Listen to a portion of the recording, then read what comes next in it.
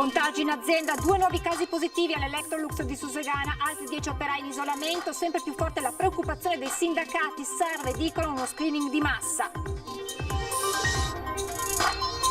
Trasporti, distanze, gestione dei casi, rischio pediatri e medici in affanno, l'assessore regionale Donazzan, poca chiarezza dal governo.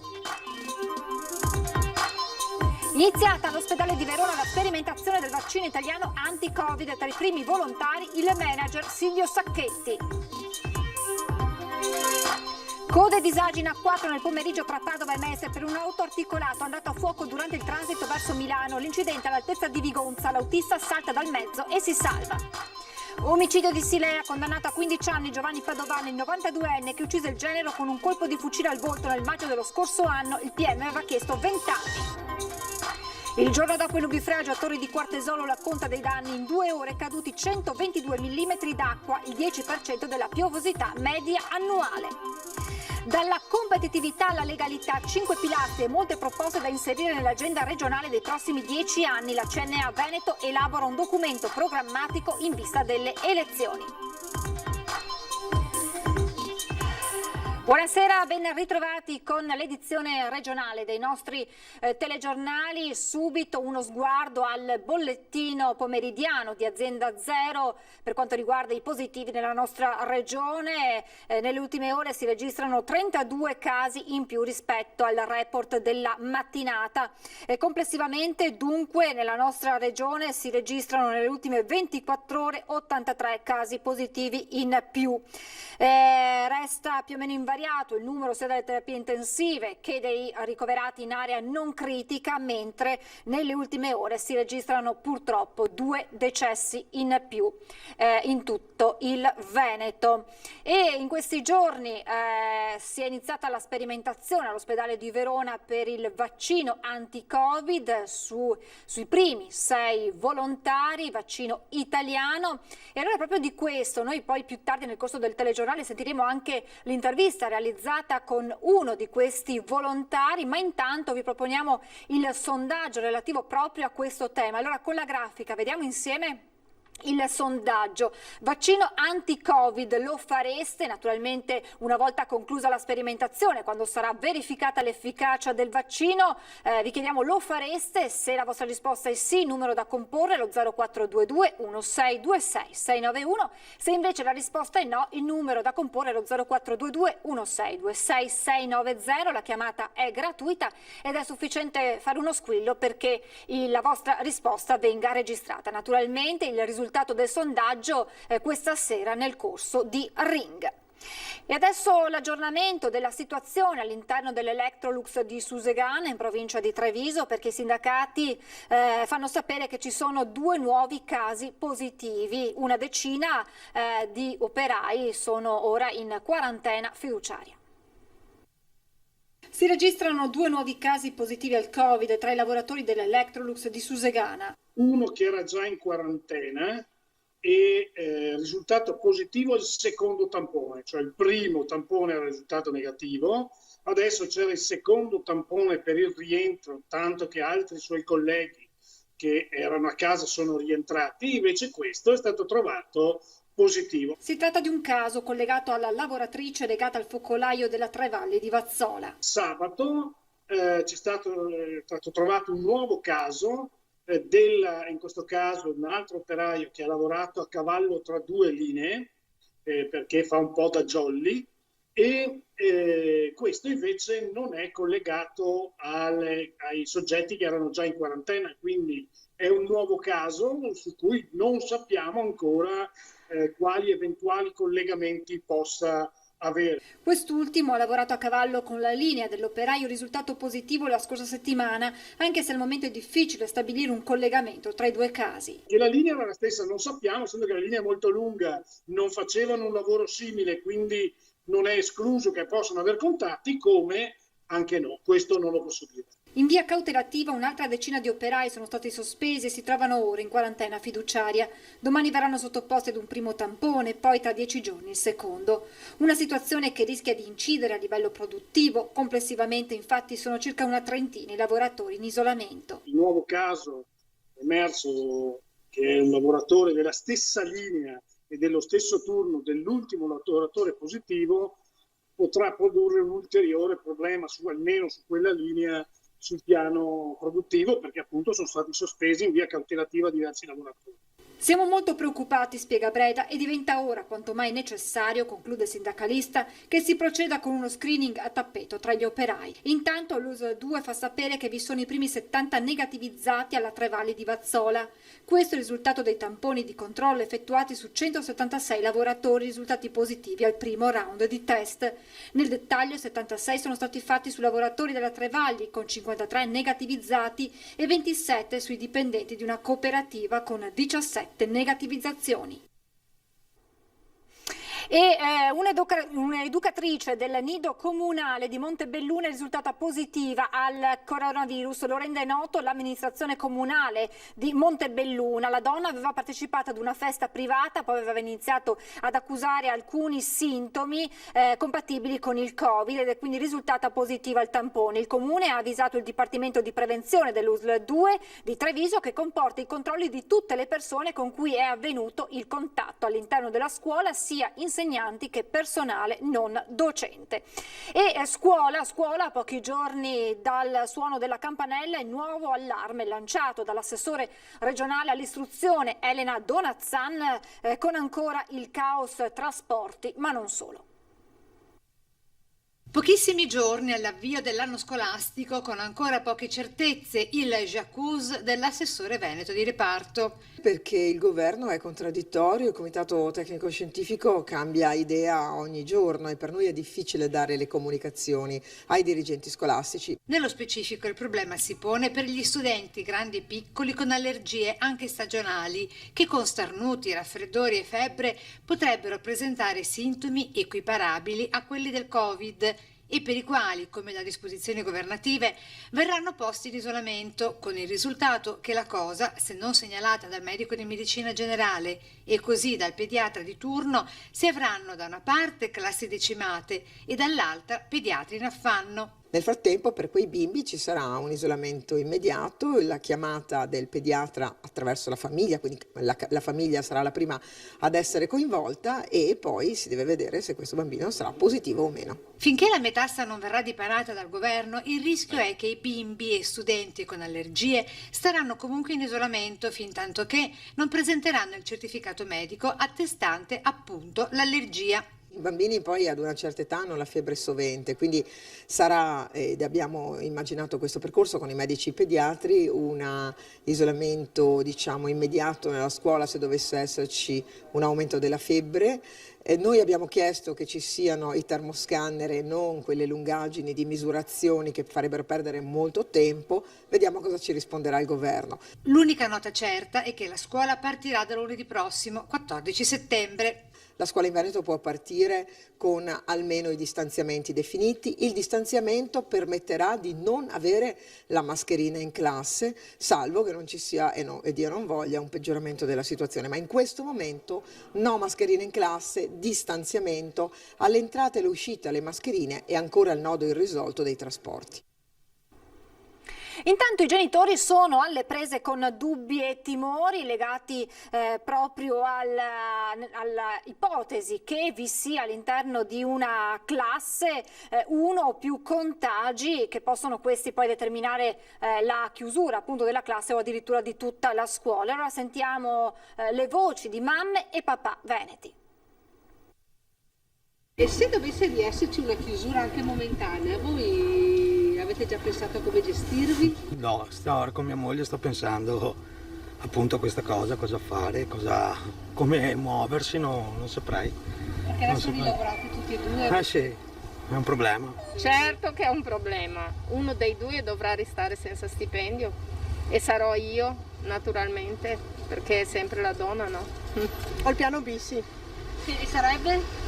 Perché noi lavoriamo in proprio, quindi riesco a giostrarmi io. Fortunatamente l'azienda per cui lavoro ci lascia appunto operare in smart working, quindi spero continui così e di poter comunque gestire mia figlia anche con l'eventuale chiusura. Siamo fortunati perché abbiamo la possibilità un po' di farci aiutare dai nonni o dalla cognata, però se dovessero esserci delle chiusure come famiglia saremo sicuramente in difficoltà. Io sono a casa, quindi comunque non lavorando posso stare con le bambine, sarebbe un problema comunque. Io ho fortuna che sono a casa e non lavoro appunto per la scelta che non abbiamo nessun aiuto esterno, perciò sono costretta a non lavorare e restare a casa. Ho fatto una scelta così, proprio quando ho avuto la bambina, di non rientrare al lavoro perché non avevo aiuti, devo dire la verità.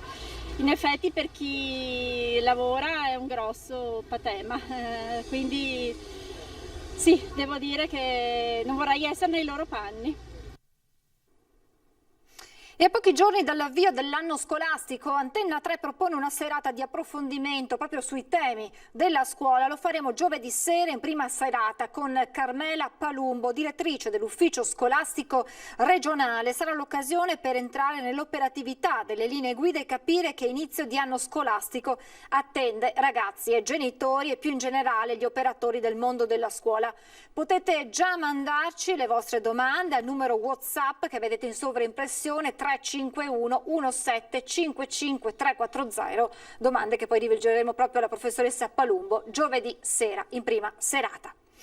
Come detto in apertura di telegiornale, è iniziata in questi giorni in Veneto la sperimentazione a Verona, all'ospedale di Verona, del vaccino italiano anti-Covid. 6 i primi volontari a cui sarà somministrata la vaccinazione, tra loro anche Silvio Sacchetti. Allora sentiamo proprio le sue parole.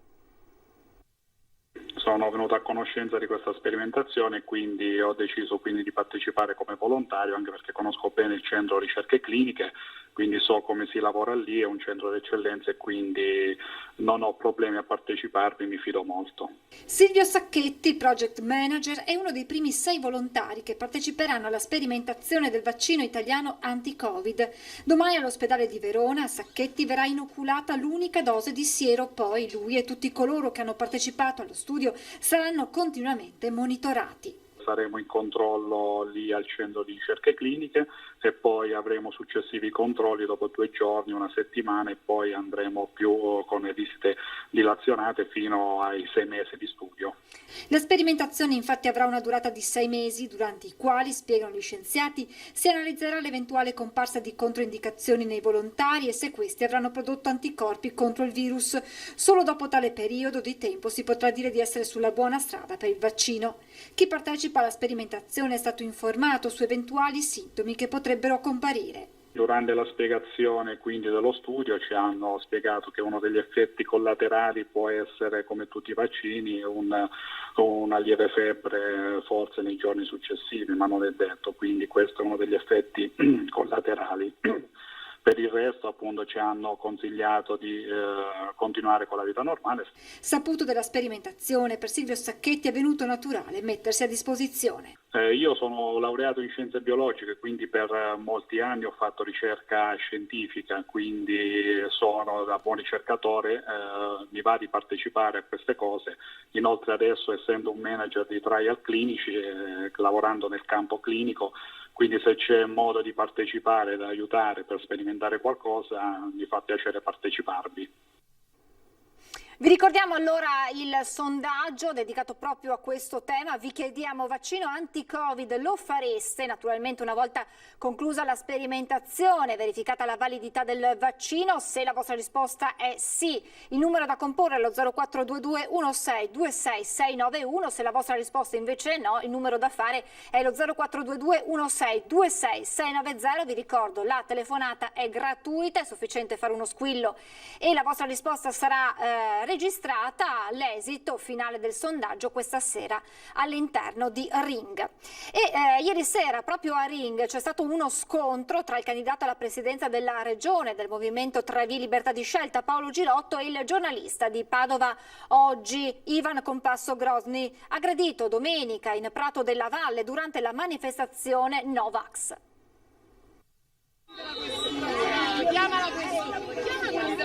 Sta raccogliendo tutti gli elementi utili la Digos di Padova, che indaga su quanto accaduto domenica in Prato della Valle durante la manifestazione dei cosiddetti No Mask, con 2 giornalisti spintonati e insultati.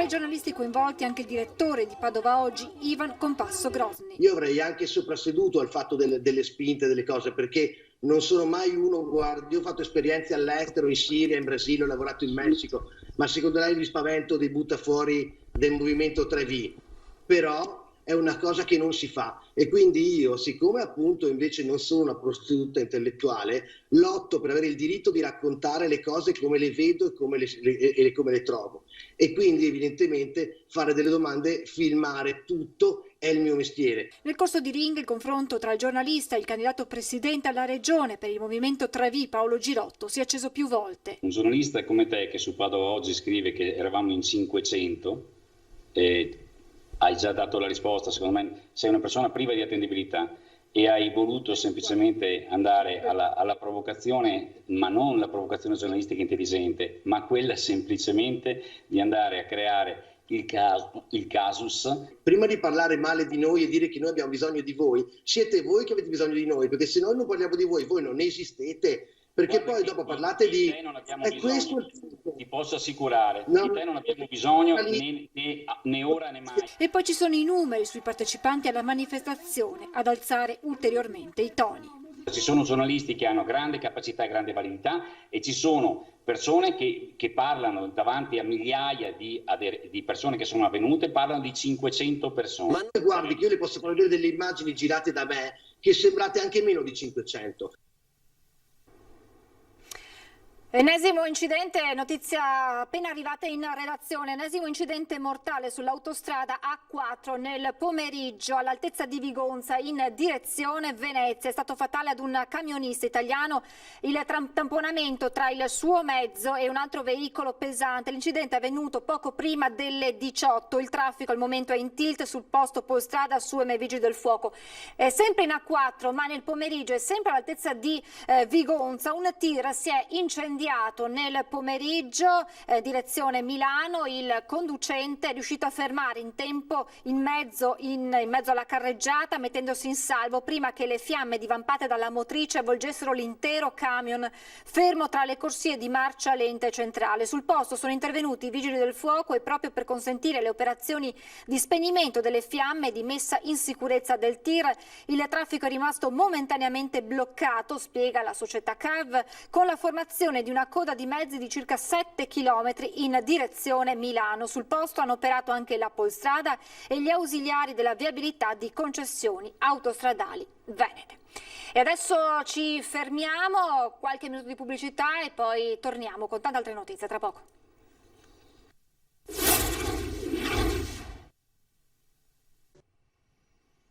Rieccoci in diretta con la cronaca, con l'omicidio a Silea in provincia di Treviso, condannato a 15 anni Giovanni Padovani, 92enne, che uccise il genero con un colpo di fucile al volto.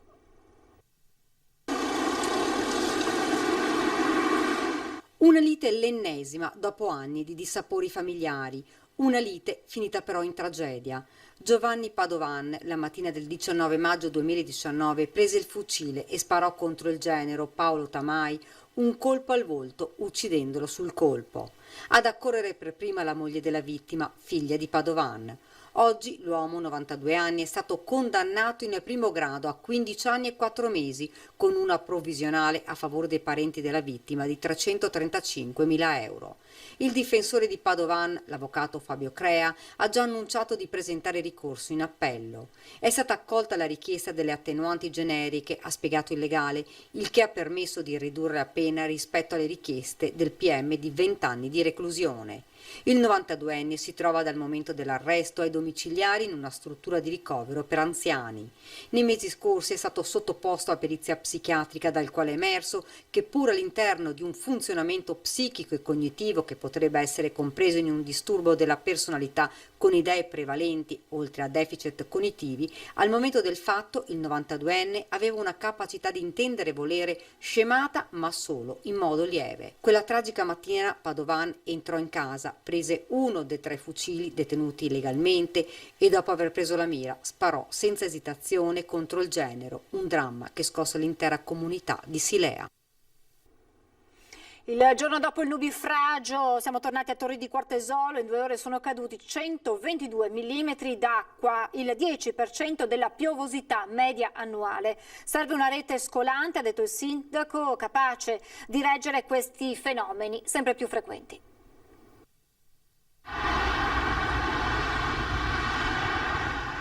A Torri di Quartesolo ieri in 2 ore sono venuti giù 122 mm di acqua, che significa 122 litri per ogni metro quadrato. La quantità complessiva della precipitazione è stata di circa 2 milioni di metri cubi d'acqua. Pioggia che si è trasformata in fiumi d'acqua che la rete scolante non è stata in grado di reggere, inondando le strade e allagando scantinati. Il giorno dopo a Torri di Quartesolo, passata la grande paura, si continua a pulire, ad ammassare le cose di una vita contenute negli scantinati e nei garage, ormai zuppe d'acqua inutilizzabili. Il primo cittadino Marchiori è in ufficio nonostante la festa della Madonna di Monteberico, alle prese col telefono e alla miriade di richieste di aiuto e supporto. L'amministrazione ha messo a disposizione nel pomeriggio un servizio con il personale della Protezione Civile di raccolta con un mezzo delle masserizie accatastate per essere portate all'ecocentro appositamente aperto. Ancora sommaria la conta dei danni. Considerando solo i danni recati alle abitazioni e ai mezzi privati, diciamo che potremmo stimare il tutto in circa €500.000 di euro, una stima molto potenziale. Intanto il Comune ha chiesto lo stato di calamità naturale che consentirà ai propri cittadini di avanzare, se documentate, le richieste di eventuale rimborso. Un evento anomalo, imprevedibile, un temporale autorigenerante in termini meteorologici, ovvero che dopo una prima ondata è rimasto sul territorio ricaricandosi e riversando tutta l'acqua nelle nubi. Fenomeni con cui oggi siamo costretti a convivere ma per i quali servono soluzioni. Questi fenomeni si ripeteranno sempre più frequentemente, quindi c'è da ripensare a un piano di smaltimento delle acque che abbiamo ma che è datato e considera come precipitazione con ritorno di 50 anni 58 mm di acqua.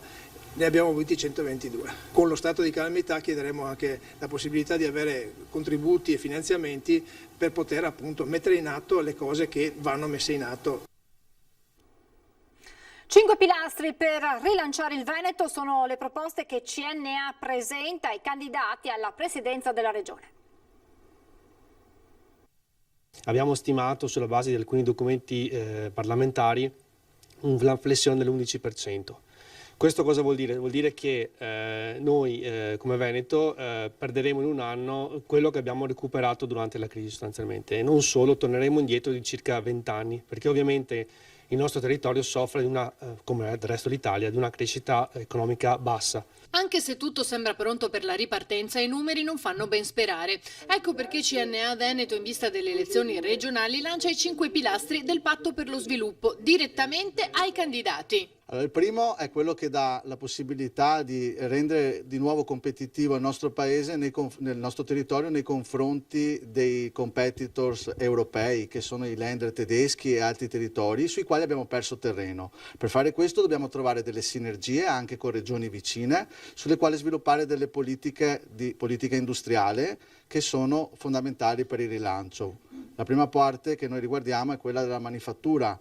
È un territorio a vocazione fortemente manifatturiera che ha perso una parte delle proprie competenze che erano state sviluppate in questi anni, ma che deve poter rilanciare visto che ha una filiera ancora integra in molti settori, dalla moda alla meccanica, dal legno arredo all'agroalimentare. Su questi punti possiamo fare la differenza, se poi li agganciamo anche su una dinamica di rigenerazione che per noi riguarda la parte sociale, la parte economica e la parte ambientale. CNA pone poi l'attenzione su un altro aspetto fondamentale, l'assenza di manodopera specializzata. Abbiamo bisogno che gli istituti tecnici e professionali si qualifichino di più nel mondo del digitale, che riescono di più a entrare nella tecnologia, perché nella piccola impresa abbiamo bisogno di inserimento di nuove competenze e soprattutto più tecnologiche, perché i prodotti che servono, la capacità di entrare nel mercato ha sempre più bisogno di nuova tecnologia. E credo che la formazione, l'alternanza scuola-lavoro sia da implementare sia con gli istituti tecnici di secondo grado, ma anche con l'università. L'incontro con i candidati alla presidenza della regione sarà il 10 e l'11 settembre. Prima di salutarci vi ricordo questa sera in prima serata dalle 21:15 Ring. Nel corso della trasmissione vi daremo anche l'esito del sondaggio che vi abbiamo proposto. In studio ci saranno Vanessa Camani del Partito Democratico, Alberto Villanova della Lega, Erika Baldin del Movimento 5 Stelle e Luciano Mignoli di Veneto Ecologia Solidarietà. Appuntamento dunque dalle 21:15 con Ring. È davvero tutto per questa edizione, vi lascio come sempre alle previsioni del tempo. Grazie per averci seguito e buona serata.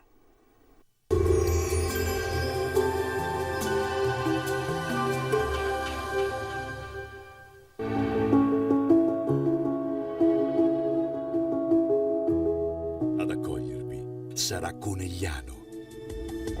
Bentrovati al meteo. L'alta pressione torna temporaneamente a prevalere, garantendo così una giornata di bel tempo. Vediamo insieme il dettaglio di mercoledì 9 settembre. Sul Veneto la nostra grafica ci mostra condizioni asciutte e stabili, sarà dunque ampiamente soleggiato e il cielo si presenterà sereno e sgombro da nubi. Non sono previste piogge degne di nota. Temperature minime tra 15 e 20 gradi, valori massimi oscillanti invece tra i 25 e i 30 gradi all'incirca. Stessa situazione poi anche sul Friuli Venezia Giulia, con sole su tutti i settori e cielo ancora sereno o al massimo velato. Temperature minime fino a 19 gradi, massime sui 26-27 gradi. Infine sul Trentino Alto Adige ci attende una giornata soleggiata, anche qui non sono attese precipitazioni. Temperature minime sui 16 gradi, massime fino a 28 gradi all'incirca. Dal meteo di Antenna 3 per ora è tutto, arrivederci al prossimo aggiornamento.